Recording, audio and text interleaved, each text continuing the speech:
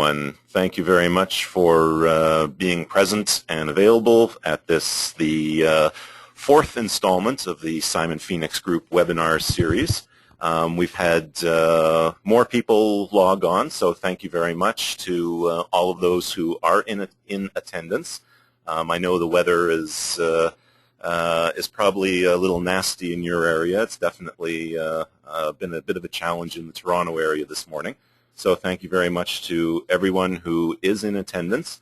Because we've had some more people log on, I'll just briefly repeat what I mentioned a couple of minutes ago. For everyone who is an attendee this morning, your microphones are muted.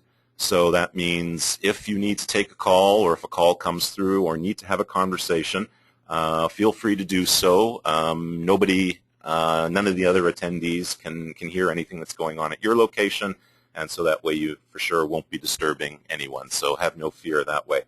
I would like to begin this webinar series. First of all, let me introduce myself. My name is Franklin Smith. I'm a partner at the Simon Phoenix Group.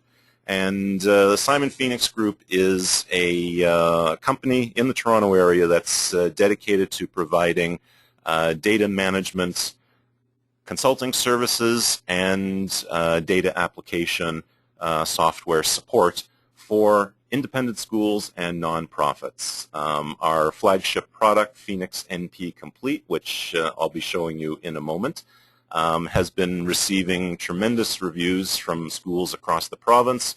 We're privileged that our product has support from the Ontario Federation of Independent Schools. And they're certainly promoting the fact that to their schools that this product is a benefit and can assist schools in administering the business side of operations.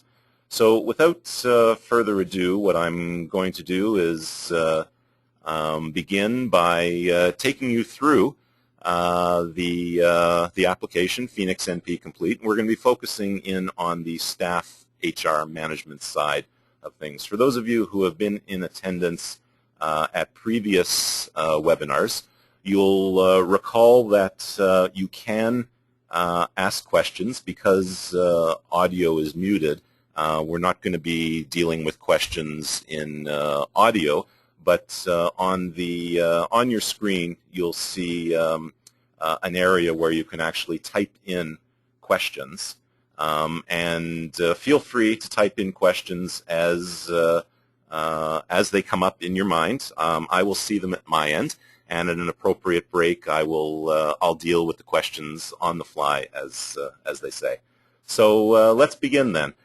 This is the main menu of Phoenix NP Complete, and in previous webinars, we've dealt with the contact relationship management module, the student module. So we're going to be dealing with the staff module today. So when I click on that button, you'll see a number of options that appear. The first option that should be of interest is this Select Active Year for Staff. Phoenix NP Complete has the ability to not just look at staff for the current school year, but look at staff information for prior school years. So if questions come up about staff members in the past who may have moved on, all the data is persisted in the application year over year, and it's easily accessible. So the main point of entry for the staff side is the first option, staff personal information, and you can see here the picture doesn't necessarily match the name, but have no fear, this is only test data anyhow. So this employee, we have all the basic demographic data for this individual, date of birth, photo. The application has the ability to link a photo to an employee record. No data in there right now for Ministry of Education number, but we can certainly type something in. Job title, Phoenix NP Complete has multi-campus support, so if you have multiple campuses, staff members can be flagged accordingly. Dates of hire. The important piece around here, or one of the pieces that Phoenix NP Complete manages quite nicely, particularly as it relates to teachers, is the ability to tell the system the portion of the school week that teachers spend on all of the various duties normally associated with teaching. Teaching, prep, meeting time, professional development time, duty time, etc. As far as Phoenix NP Complete is concerned, the week is divided into 2,100 minutes, or 210 units, as we call it. And so a full-time employee, or a FTE ratio of 100%, is 210 units. If I were to reduce duty time from 32.5 to, say, 15, then that will reduce the total units, and the system automatically recalculates the FTE ratio.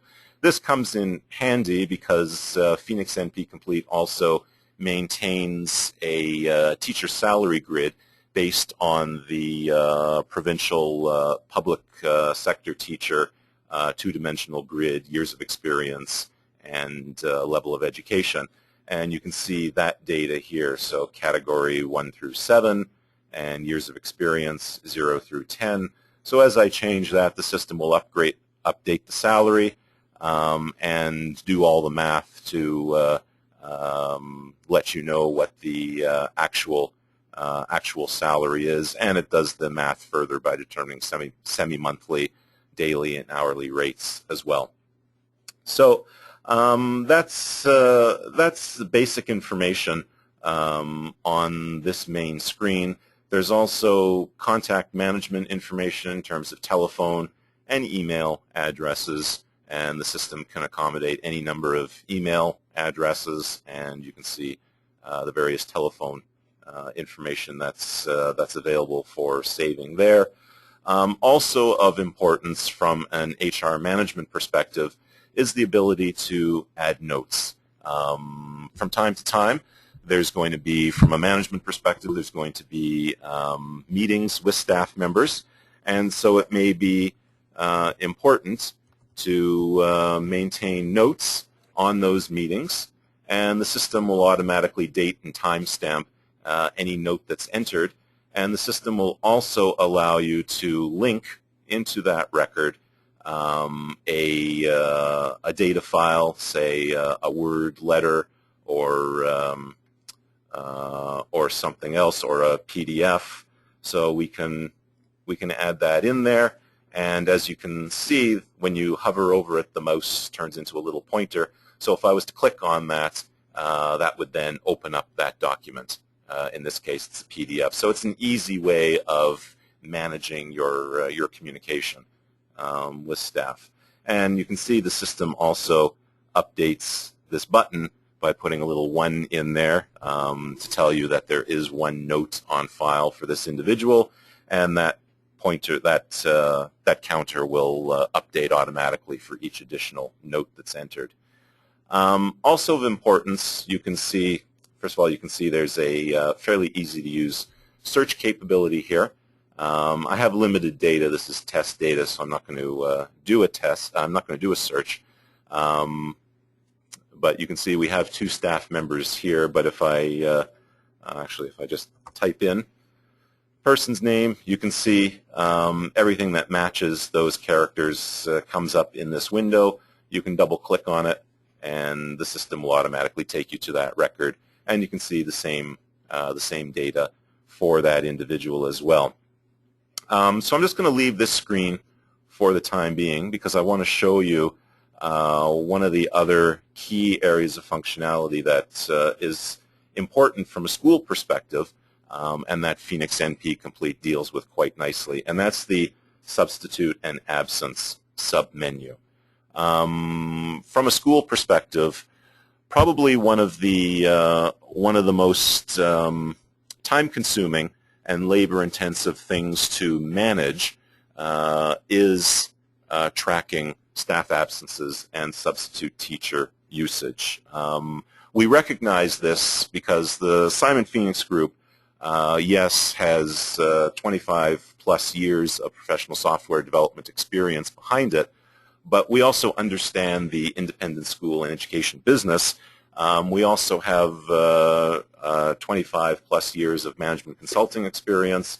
A number of those years was gained at the executive director level of independent schools and in the amalgamation efforts of the Toronto District School Board back in the late 1990s, early 2000s. So we understand the education business, so a lot of the functionality that's in Phoenix NP Complete has been developed from the perspective of school management. So hence the inclusion of substitute teacher and staff absence tracking. So if I first of all click on this third option, employee absence and substitute summary button, you'll see that for each of the two staff members, this screen will show, and I have limited data in here, but we can add some data just to show you the functionality. For each staff member, there's a listing of their absences and a listing of the substitutions made to cover those absences. So you can see here for Gail Henderson, 14 total hours of substitutions and only 7 hours of absences. So it's a quick management tool to be able to determine whether your absences and substitutions are balancing. And from a teacher perspective, clearly it'll never be 100%, but it should be pretty close to that over the course of a given period. Excuse me. So let's say now I'm the person who's in the school at 7 o'clock in the morning, checking the voicemail, checking email to see which staff members are not going to be present today due to illness or some other absence. So we come to this screen, the employee absence data entry, and let's say this time it's Lee Richards who's not going to be in, and we can pick today's date, and it's going to be a sick absence. The start time of the absence will be 9 a.m., and it will be for the full day, so 4 till 4 p.m., let's say, and the system allows you to type in a comment, so sick, and that's it. That's the only absence for today. So we click exit. Let's go back into this employee absence summary, and if we go to Lee Richards, there you can see January 12th. There's the data that I just entered. So we can now go into the substitute teacher data entry, and we want to bring in a substitution for Lee Richards. So January, and you can see I have some previous data here. So January 12th, 9 a.m., start time, 4 p.m. end time, and the substitute teacher, Courtney Wilson's going to be busy today, so there she is, and the regular teacher we're substituting for is Lee Richards, and sick, and there you go. So just to confirm, we can go back in to Lee Richards' record, and there's the substitution, and there's the absence noted. So that's essentially all from a data entry perspective that needs to happen.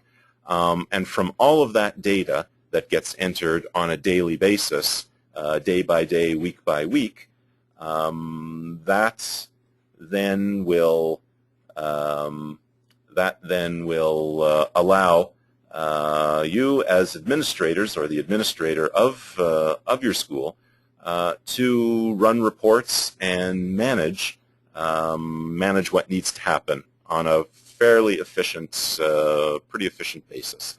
So the data's in there. Let's now take a look at some of the reports that the system has, and you can see how that data becomes persisted in the application. So we go into the reports module, staff reports, and let's take a look at the substitute teacher reports.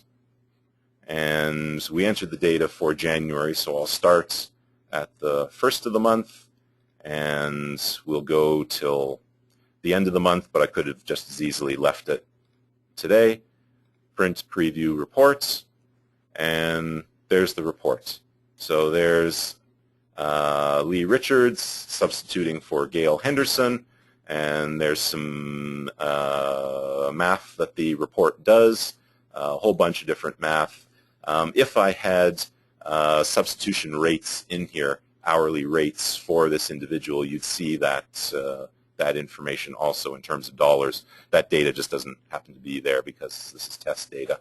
But the system also does those dollar calculations.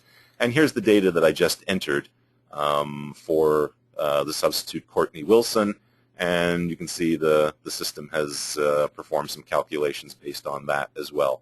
So simply a matter of running these reports on a regular basis, however you run your payroll, whether it's on a biweekly, semi-monthly, or monthly basis. And then this detail gets handed off to your accounting or bookkeeping function, and teachers can get paid. So there's no more fumbling around with spreadsheets and multiple instances of different spreadsheets and trying to figure out which is the most current version, and then mail merging that, or worse, having to fill out paper forms of who substituted when, and then having to hand that, hand that over to a bookkeeper to then enter everything into Excel or into QuickBooks or what have you. That takes up an inordinate amount of time. Trust me, because when I when I was working at some of the schools that I was working at, that's how they managed it. And an entire bookkeeping function was in large part devoted to just managing this aspect.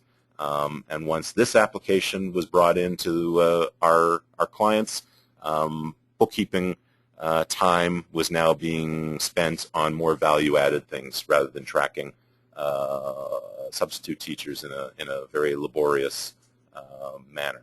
So that's that. That's that aspect. That's that functionality. The other piece of it, the other report that I wanted to briefly show you, is the teacher sick and personal day report. And again, we can run a report. I'm going to run it as at the end of January. And when we hit print preview, you can see a report shows up in memo format that outlines, does a bunch of various calculations and shows the sick and personal day usage for this individual teacher, performs a bunch of calculations so that if you are a school that gives your staff sick and personal time, if you allocate that out on a month-by-month basis, and if people can bank that and carry that over from one year to the next, this system can accommodate all of that. So here's the memo for Gail Henderson, and here's the same memo for Lee Richards with the sick time noted.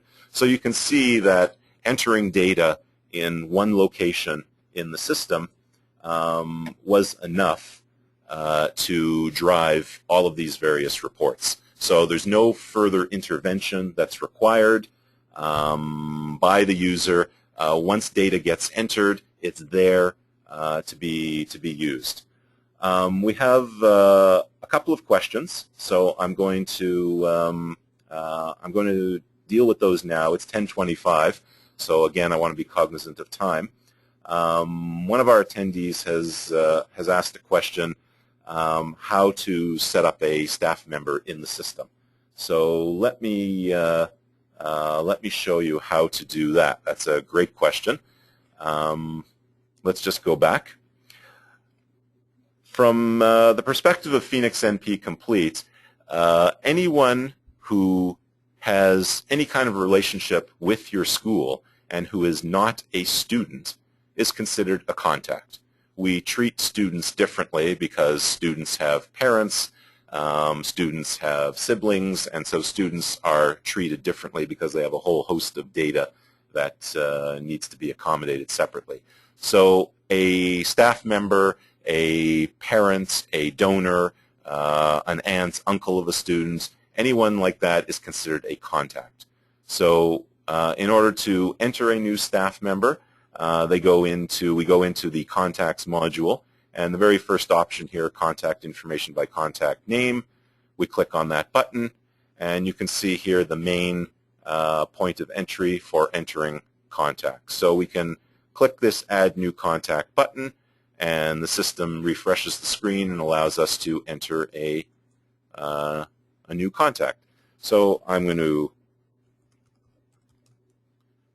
enter some data here, and sorry, my typing skills this morning are a little bit weak because I like the last name Smith. I'll put that in, and the system makes use of drop-down menus wherever necessary.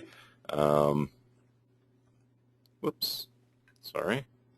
Told you my typing skills this morning were not so great. Okay, and how we now, so that data is in there. This is only a one-person record, so I'm going to click person 1 there.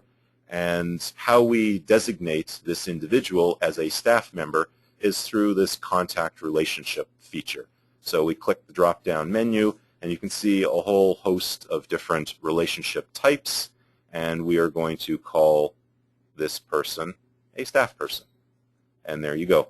And that is all there is to it. So now Florence Smith is entered in the system as a staff person.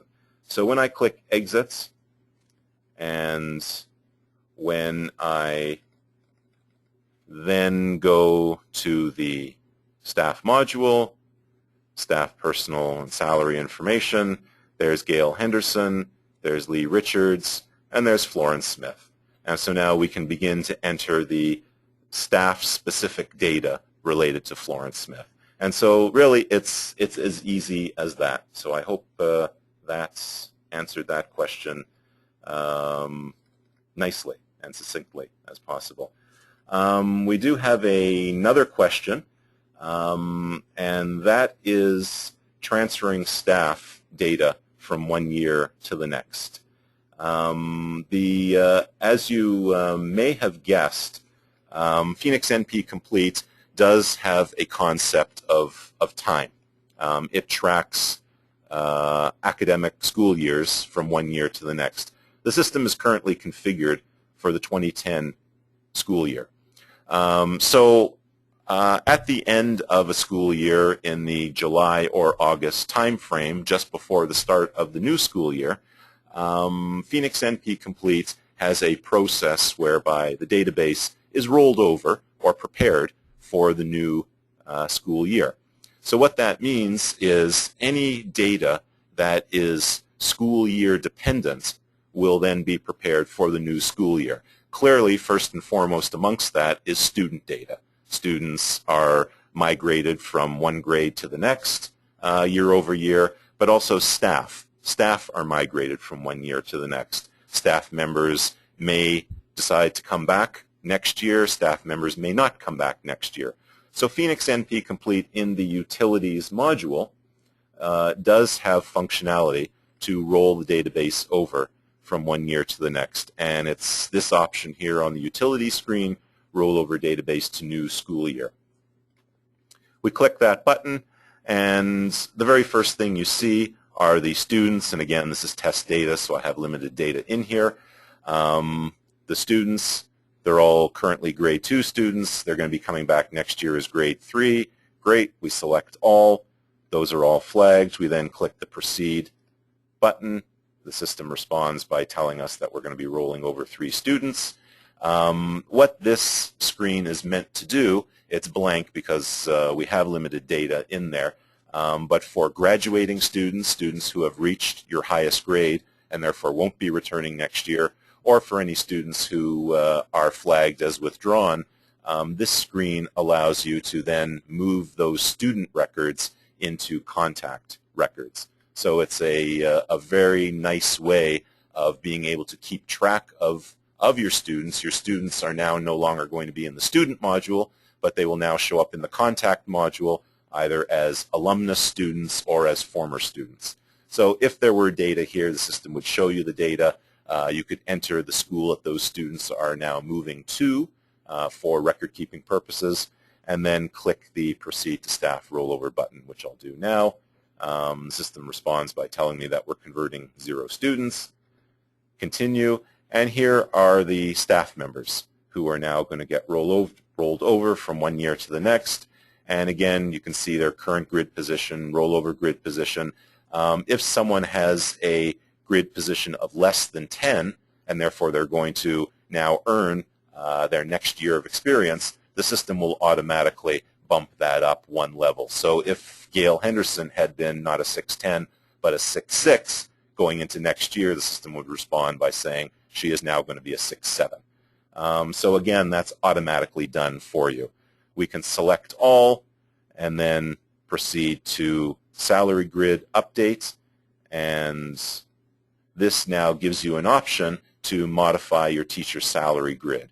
And you can actually go in and modify each cell one by one, or you can decide to apply a percentage increase across the board, and the system will automatically change the matrix accordingly, and then you can proceed to the next step. So as you can see, it's a step-by-step process. I'm not going to finish the rollover process because I want to keep the data as is for the 2010 school year. So I can exit the process, and it's not going to change any of the data at all. And really, it's as easy as that. You can see that how easy the system is to use. I've not been having to do anything else other than push buttons on the screen. I haven't been accessing any kind of menu system at the top. We've tried to make it as intuitive and as useful as possible. So that's I think it's 10:32 now. I'm going to take a last few questions, and we do have a question regarding teachers and students and courses.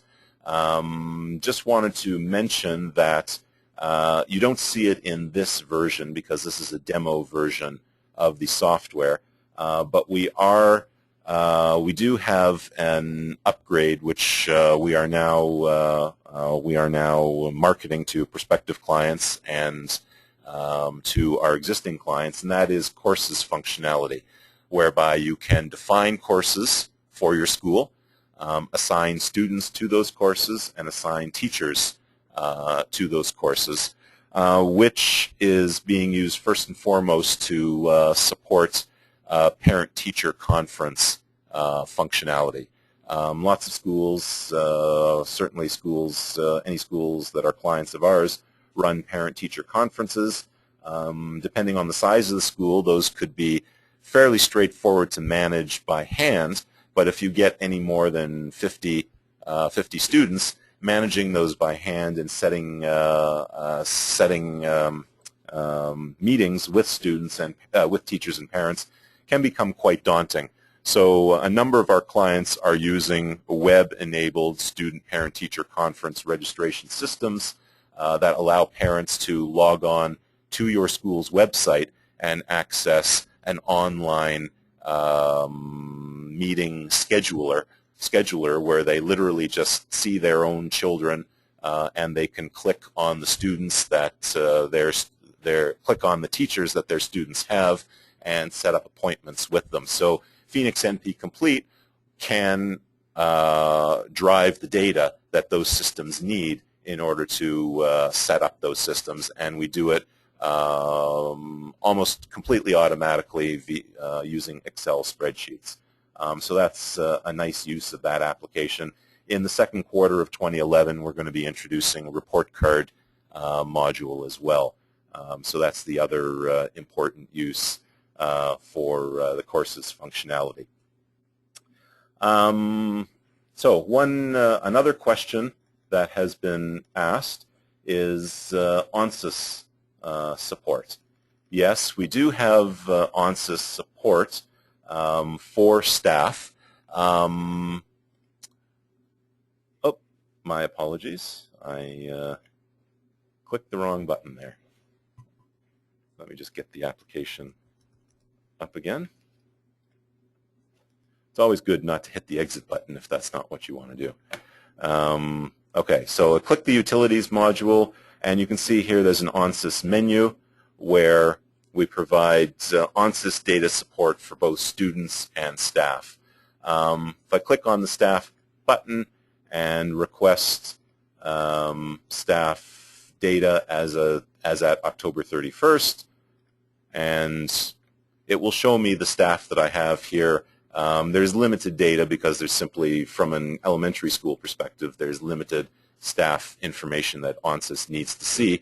But if I had a whole list of teachers here, you would see all the teachers, their MEN number, their positions, and the any withdrawal date if they did have a withdrawal date. So that's the ONSYS support. It is in the utilities section.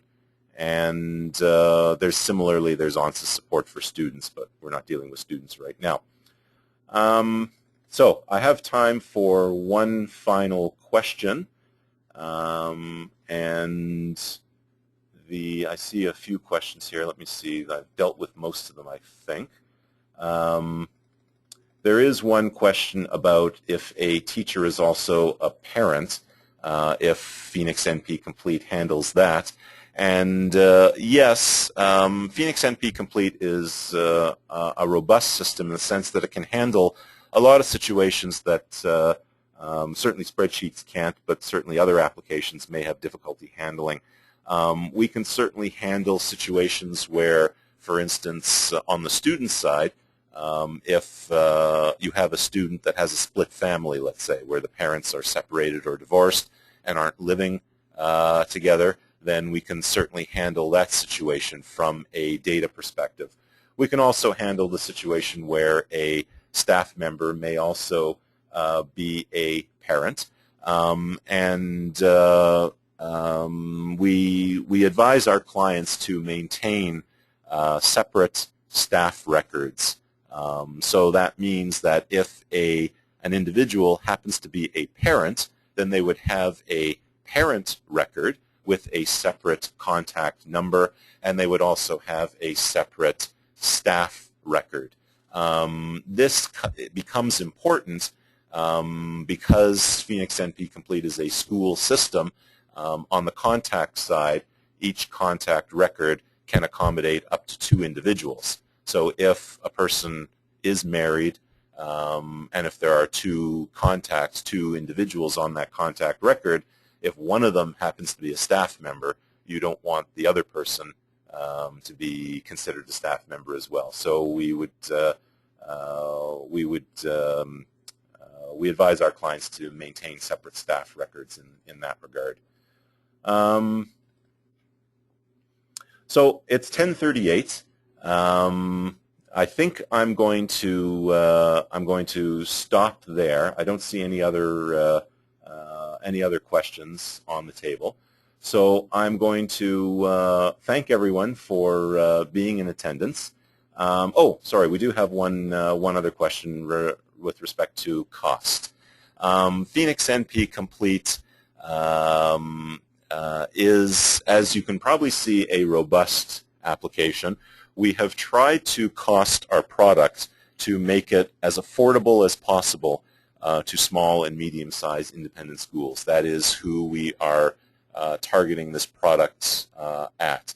So currently, we have a one-time initial setup, training, and historical data upload fee of $1,000. That's one time only. That gets you initial training, that gets upload of your historical data into the system, and that gets some report customization to ensure that any specific reports that you want to see off the menu system is available to you.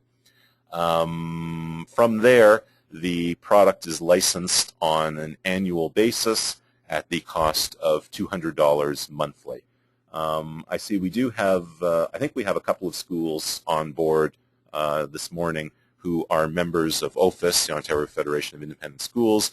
We do have a special discount for OFIS members, and the monthly subscription for OFIS members is $150 a month as opposed to $200.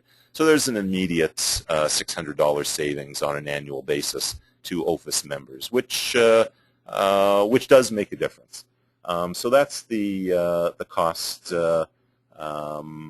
That's the cost side of things. And so I'm going to thank everyone for being in attendance. I have recorded this webinar, and the recording will be available off of our website. So if you want to view it again, by all means, there will be an email that goes out tomorrow thanking everyone, and I'm going to include our website information in that, but it's www.simonphoenix, like the city in Arizona, group.ca. And by all means, if you have any questions, give us a phone call. Our telephone number will be in that email as well.